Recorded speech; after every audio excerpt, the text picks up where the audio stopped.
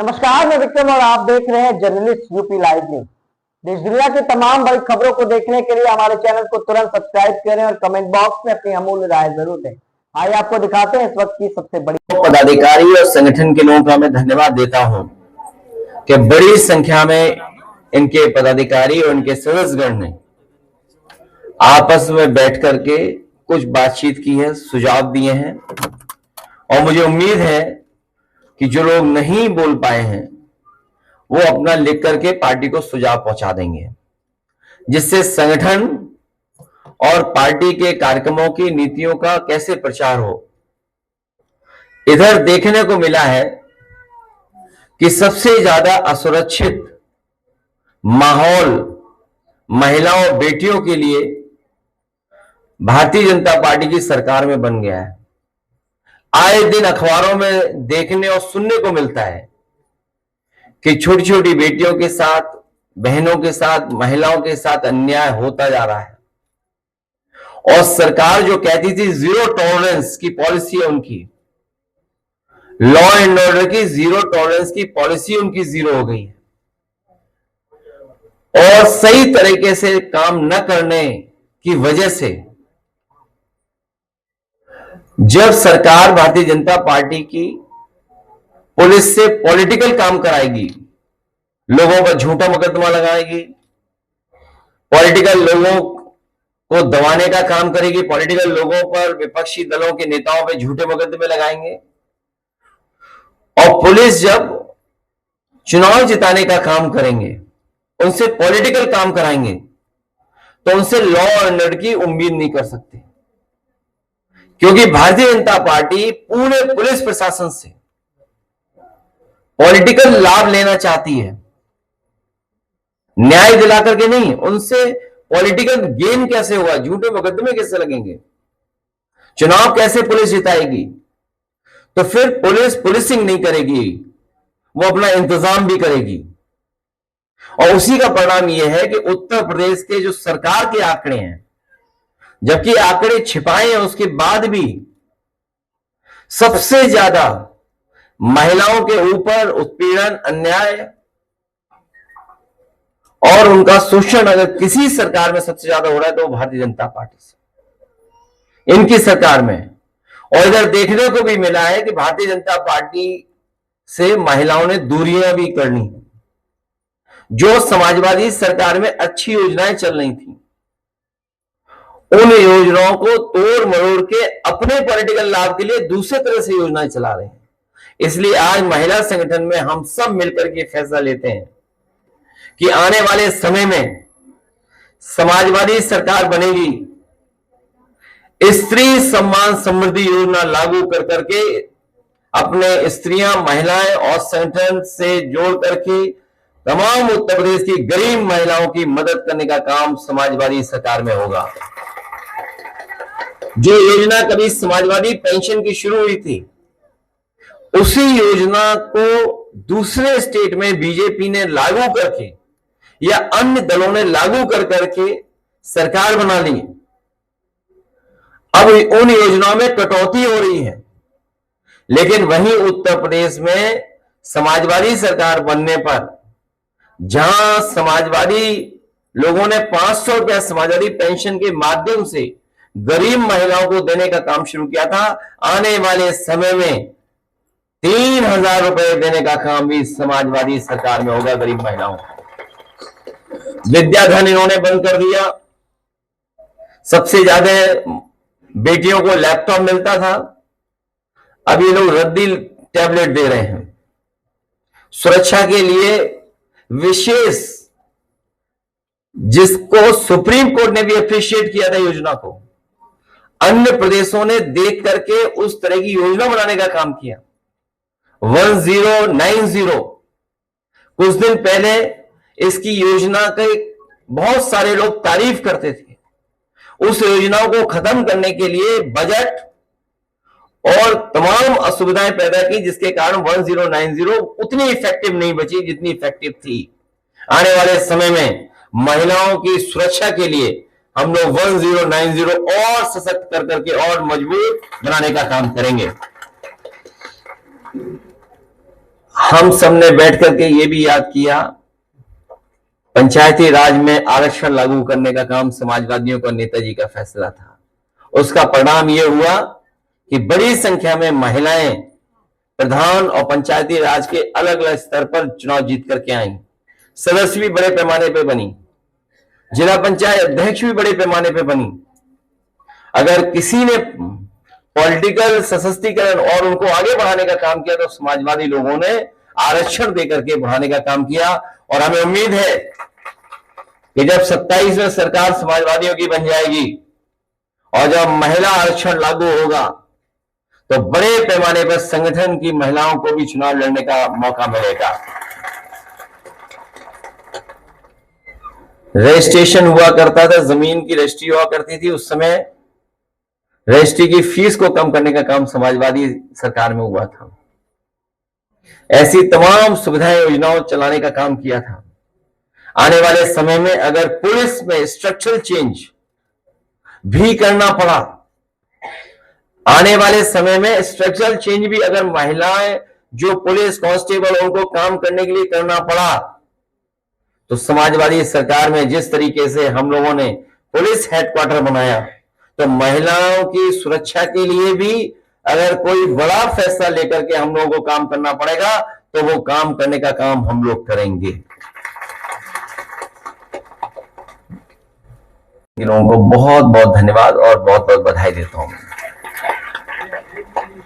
चुनाव आयोग ने एक अपना नियम बनाया है, उसने क्या किया है कि 45 दिन में सारी फोटो और वीडियोग्राफी डिलीट कर देंगे, जबकि वो 1 साल तक रखी रहती है। तो ये कहीं ऐसा तो नहीं कि इनकी कोई बहुत बड़ी चाल हो रही है? इसका विरोध और इसके पक्ष में, अपने विचारों के पक्ष में और सुझाव के पक्ष में हम ये बात रखेंगे।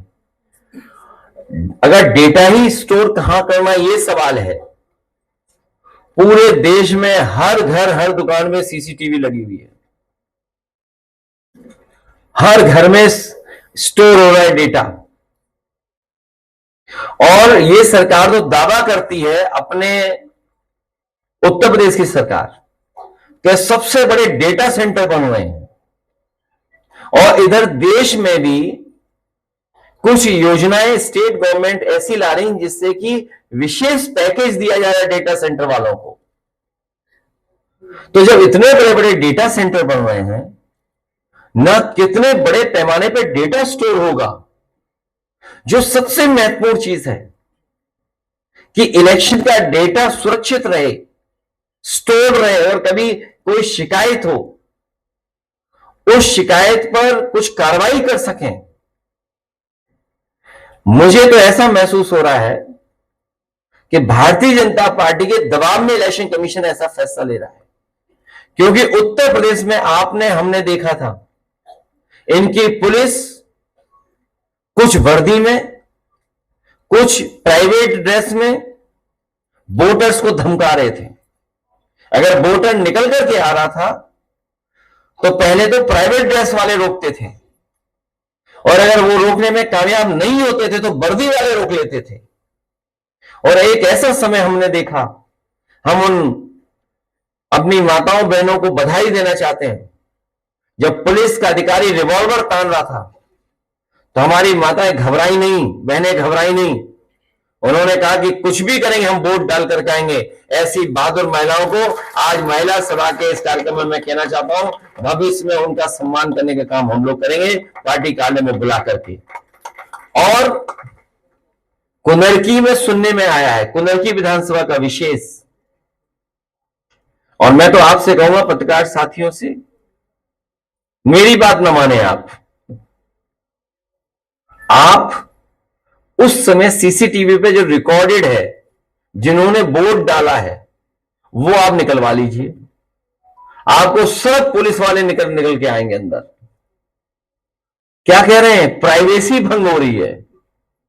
ये प्राइवेसी नहीं, ये जो पुलिस से माफियागिरी कराई जा रही है वोट लूटने की, उसका खुलासा हो जाएगा। आप कुंदरकी का हम चलो स्वागत करते हैं इलेक्शन कमीशन का। हम तो इलेक्शन कमीशन से कहेंगे कि कुंदरकी का जो सीसीटीवी में कैमरे में जो कैद है वोटर्स, और अगर वोटर से एफिडेविट भी चाहते हैं तो हम वोटर से भी रिक्वेस्ट करेंगे, एफिडेविट ले लेंगे कि हमारी इससे कोई प्राइवेसी भंग नहीं होगी, हमारा ओपन दिखाया जाए चैनलों पर कि वोट किसने डाला है। जब आप वोट डालते हुए वो वीडियोस देखोगे तो आपको नजर आएंगे पुलिस के बड़े बड़े लोग जो प्राइवेट ड्रेस में वोट डाला है अंदर जाकर के। सोचिए आप,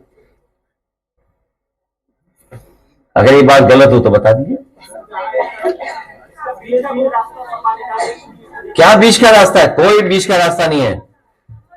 इलेक्शन कमीशन, क्योंकि दुनिया में वोट पड़ रहा है। अभी देखिए अमेरिका कितना ताकतवर है, हमारी फॉरेन पॉलिसी कितनी कंफ्यूज है। हालांकि हमें टिप्पणी नहीं करनी चाहिए, लेकिन याद रखिए दुनिया देखती है कि आप किसके साथ खड़े हैं बुरे वक्त पर। अगर आप बुरे वक्त पे अपने मित्र के साथ नहीं खड़े हैं, जिसने कभी आप पर एहसान किया हो, तो ये बहुत बड़ा देश की फॉरेन पॉलिसी के साथ धोखा है। हालांकि बात बड़ी कह रहा हूं मैं, लेकिन हमारा मानना यही है। तो जब अमेरिका जैसा देश बैलेट से वोट पड़वा रहा है, हमारे यहां तो लोग अभी बहुत सी चीजें जानते नहीं हैं, गलती से शेयर कर लेते हैं कुछ चीजें सोशल मीडिया पे, गलती से फॉरवर्ड कर देते हैं कुछ चीजें। अभी तो केवल हम लोग देखना और फॉरवर्ड करना, गुड मॉर्निंग सीखे व्हाट्सएप पे, अभी क्या सीखे हम लोग। तो सोचिए इतनी टेक्नोलॉजी है, आपको टेक्नोलॉजी क्यों चाहिए डेमोक्रेसी में? इतनी टेक्नोलॉजी आप पढ़ाए, समय के हिसाब से जो टेक्नोलॉजी जो बदल रही है उसके हिसाब से कोर्सेज लाइए, लेकिन हमारा वोट डालने का तरीका बैलेट से ही होना चाहिए। वो ही पुराना मैटर कि हमें पता हो कि हम वोट कहां डाल रहे हैं, हम कहां गुस्सा निकाल रहे हैं। मशीन की बटन दबाने से गुस्सा नहीं निकलता है। और थोड़ी सी जानकारी देते हैं, आप भी रिसर्च कर लें। सुनने में आया कि मेरठ का चुनाव 2019 का, उसमें कई ईवीएम खराब हो गई थी और वीवीपैट की पर्ची प्रिंट करके गिन दी थी, फोटोकॉपी करके गिन दी थी। बताइए आप।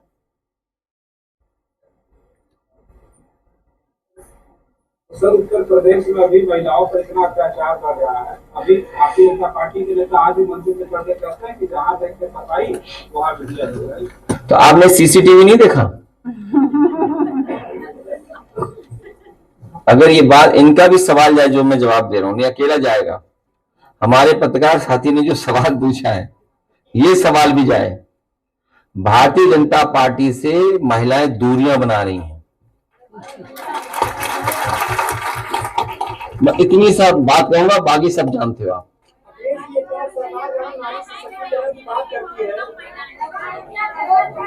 अभी महोबा का एक वीडियो वायरल हो रहा है जिसमें सीएम बुलडोजर कार्रवाई का महिलाएं विरोध कर रही है। एसडीएम ये मनमानी इसीलिए कर रहे हैं क्योंकि सरकार इनसे पॉलिटिकल काम लेती है। ये जो झगड़ा चल रहा है विभागों में, अधिकारियों को और मंत्रियों में, ये कोई निष्पक्ष पोस्टिंग की वजह से नहीं चल रहा है झगड़ा, ये बंटवारे की वजह से झगड़ा चल रहा है। जो बंटवारा है वो सही तरीके से नहीं हो पा रहा है, उसकी वजह से ये हो रहा है। और हमने आपने वो समय देखा कि मां बेटी को जिंदा जला दिया था बुलडोजर चला करके, क्या हमने आपने समय नहीं देखा? और हमने आपने उस बेटी का भी सम्मान किया, एक छोटी बेटी का, कि वो अपनी किताबें बचा करके भागी। सोचिए आप, ये भारतीय जनता पार्टी के लोग और उनकी सरकार में बैठे हुए कुछ अधिकारी हार्टलेस हो गए हैं, हार्टलेस। वो हार्टलेस हैं बिल्कुल। और उसी का परिणाम यह है कि फेक एनकाउंटर, टांग में गोली मारना, बुलडोजर चला देना। याद रखिए, जो गड्ढा दूसरे के लिए खोदता है, एक दिन उस गड्ढे पे खुद भी गिरता है।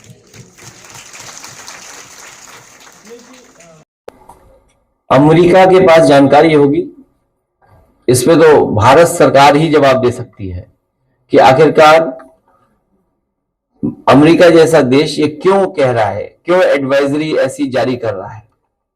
क्योंकि यहां की खबरें पहुंच रही होंगी, वहां यहां का डेटा पहुंच रहा होगा, यहां की जानकारी पहुंच रही होगी। हम और आप लोग तो अभी बहुत टेक्नोलॉजी में पीछे हैं, उनके पास तो सैटेलाइट है, सैटेलाइट से सब देख लेते हैं क्या हो रहा है, तो उन्हें जानकारी। आपके डेटा की आप छिपा। लेकिन अमेरिका जैसे लोग, वहां पर जो लोग बैठे हैं वो सब जानकारी रखते हैं।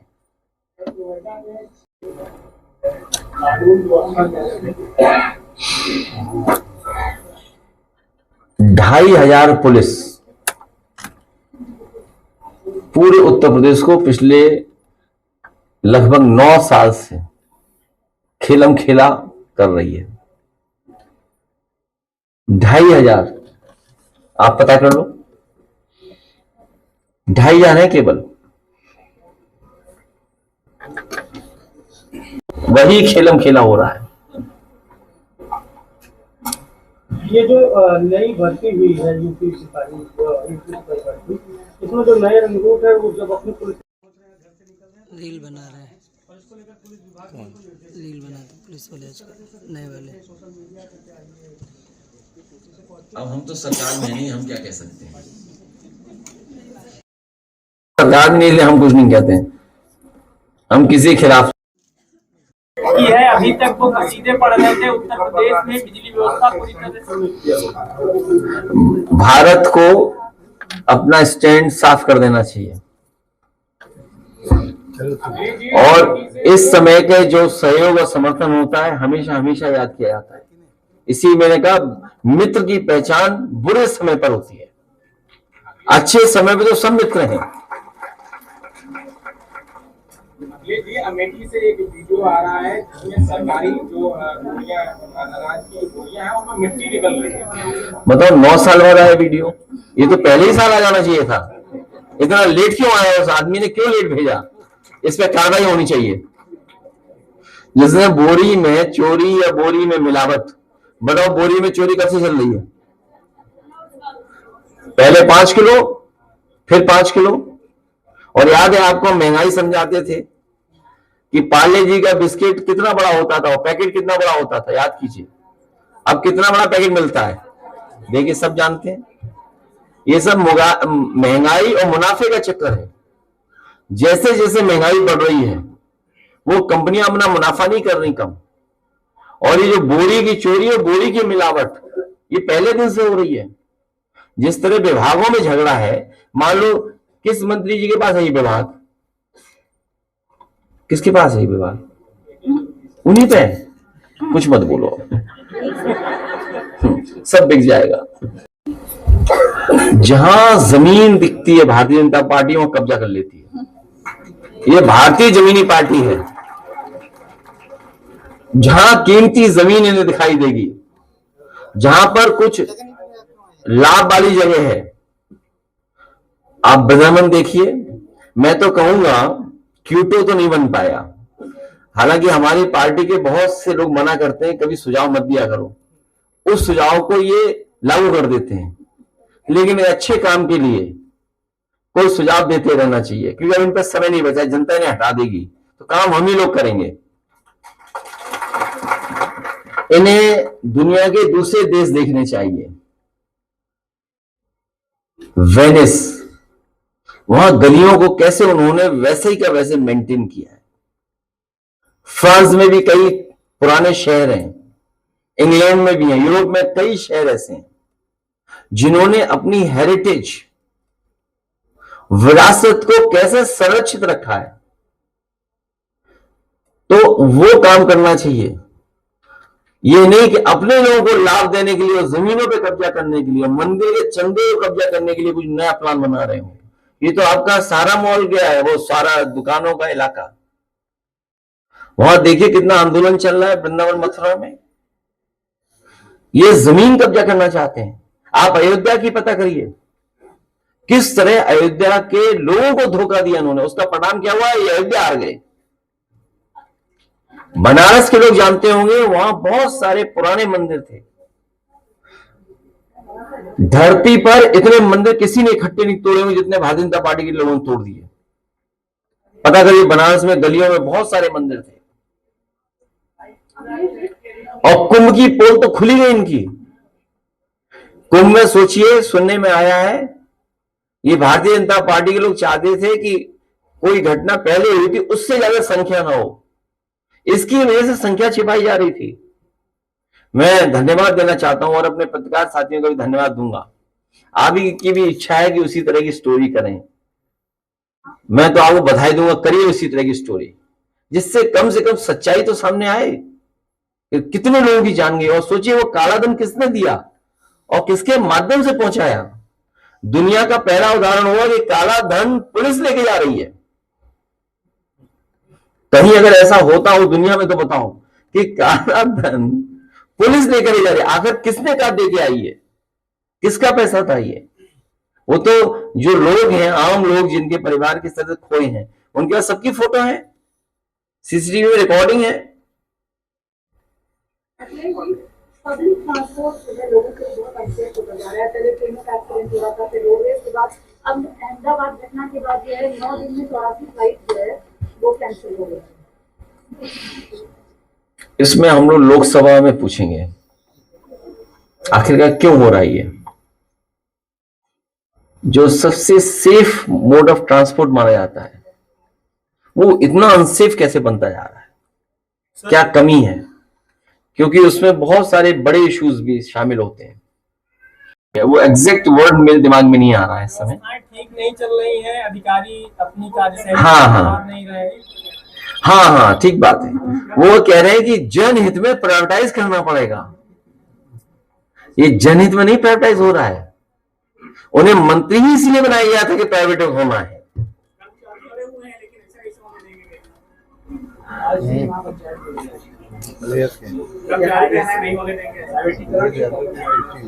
देखिए, हमें उम्मीद है कि कर्मचारी इसको रोक लेंगे। बीजेपी ने कोई बिजली नहीं बनाई अभी तक, केवल बेच रहे हैं ये प्लांट, या पूरा उत्तर प्रदेश की व्यवस्था को बेच रहे हैं। वो मंत्री ही इसलिए बने थे बिजली बेचने के लिए, मतलब बिजली विभाग को हम लोगों को फ्री ट्यूशन दे रही है बस। भारतीय जनता पार्टी हम लोगों को फ्री ट्यूशन दे रही है।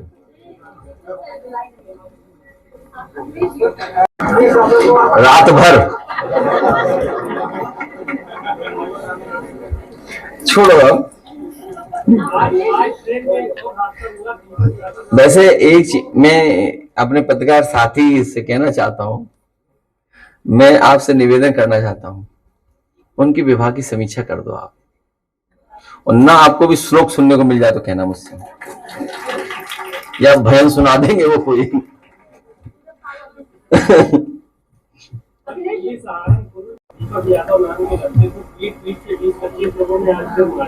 क्यों? कहीं सुरक्षा नहीं है, कहीं कोई सुरक्षा नहीं, कहीं कोई इंतजाम नहीं करा सरकार ने, ऐसे छोड़ दिया सबको। कहीं कोई सुरक्षा, कहीं व्यवस्था का इंतजाम नहीं। और जब आप और हम सब लोग उनकी बातों को सुनते हैं कि विकसित भारत बनेगा, दुनिया में हमारी अर्थव्यवस्था तीसरे नंबर पे पहुंच गई है, तो किसका मतलब क्या हम समझे? कुछ लोगों के पास होने से पैसा,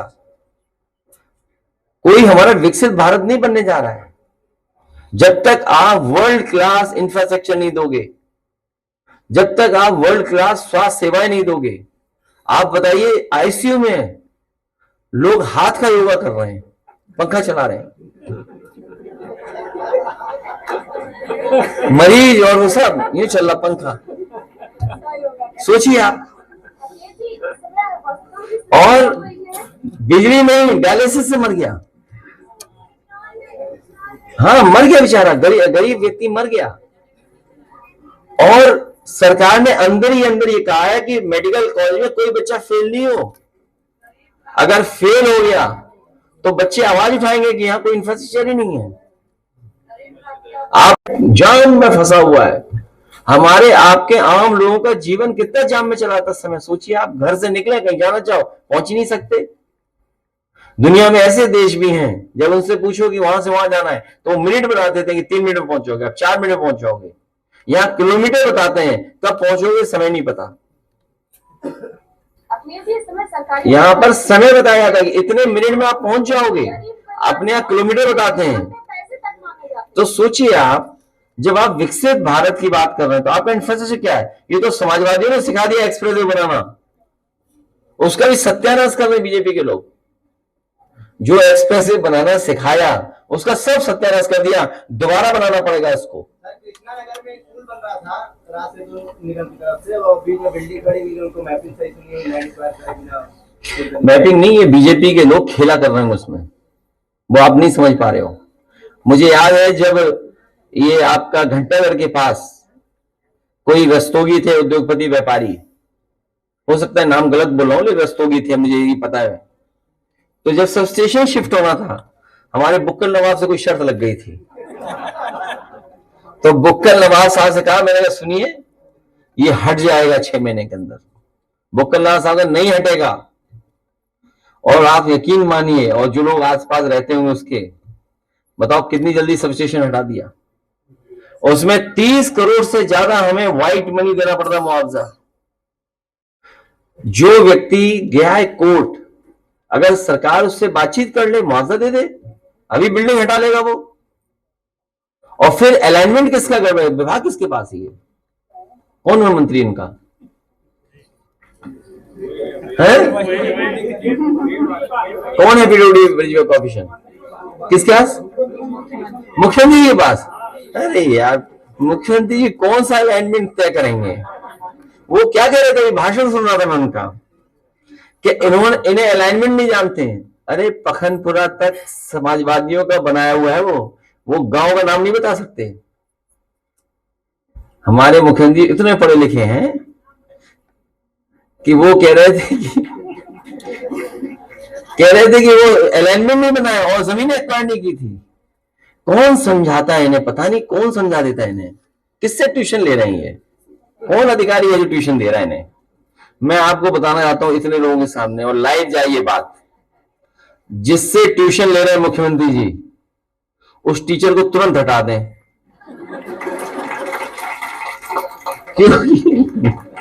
क्योंकि कोई भी सरकार तब तक टेंडर नहीं कर सकती जब तक 50% से ज्यादा जमीन की सहमति या मुआवजा न बढ़ जाए। तो जब सहमति पे दस्तखत हो गए और मुआवजा बढ़ गया, तब मैं टेंडर कर पाया। और टेंडर दिया था सबसे प्रतिष्ठित देश की कंपनियों को। इन्होंने मानकों को गिरा करके, सड़क को खराब कर करके, अपने लोगों को ऑब्लाइज करने के लिए, आप पता करो किन ठेकेदारों को काम मिला है? अपने लोगों को ऑब्लाइज करने के लिए किया। हम तो उस दिन का इंतजार कर रहे हैं जब हमारे मुख्यमंत्री जी सलीमपुर में भाषण देकर के आए देवरिया में, कि नई रोड बन रही है शामली से लेकर के सिलचर तक एक्सप्रेसवे।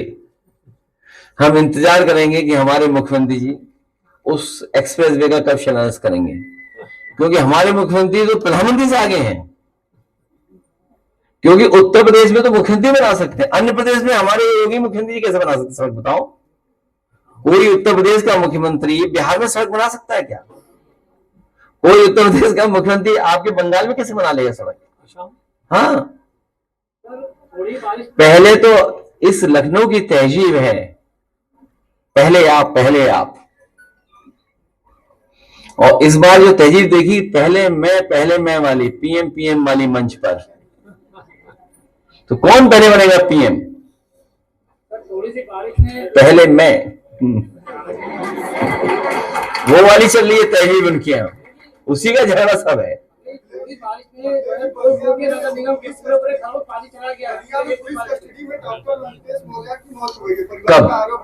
कब? एक दिन पहले की बात है। उसमें ये परिवार का आरोप है कि भ्रष्टाचार का आरोप लगाकर इनको उठा लिया गया और फंक्शन इनको मार दिया गया है। हर इंस्टीट्यूशन में, चाहे वो पुलिस विभाग हो, और बनारस में सुनने में आया है गरीबों को इलाज नहीं मिल पा रहा है बीएचयू में, और डॉक्टर एफआईआर खेल रहे हैं। एक डॉक्टर दूसरे पे एफआईआर, दूसरा डॉक्टर दूसरे पे एफआईआर करा रहा है। आप पता करवाइए। सब इंस्टीट्यूशन इन्होंने बर्बाद कर दिए हैं। इंस्टीट्यूशन से हमें न्याय दिलाने के लिए, इंस्टीट्यूशन हमारी हैं जहां पर हमें सुविधा मिल जाए, चाहे वो पुलिस विभाग हो, चाहे स्वास्थ्य विभाग हो। ये इंस्टीट्यूशंस को बर्बाद कर दिए हैं। किसी गरीब को न्याय नहीं मिल सकता है, चाहे वो थाना हो चाहे तहसील हो। इन इंस्टीट्यूशंस को करप्ट बना दिया, और जैसा मैंने कहा कि 2500 लोगों ने खेलम खेला करते रहे पूरे उत्तर प्रदेश का 9 साल से। जाना नहीं आप लोगों को? हैं?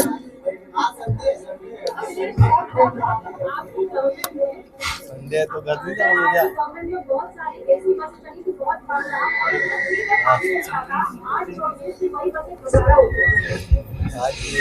सुना है कोई नया टेंडर वेंडर हुआ है ई बसेस का, उसमें बड़ी बड़ी चीजें हुई हैं। अभी हमें तो पता नहीं वो मॉडल क्या था।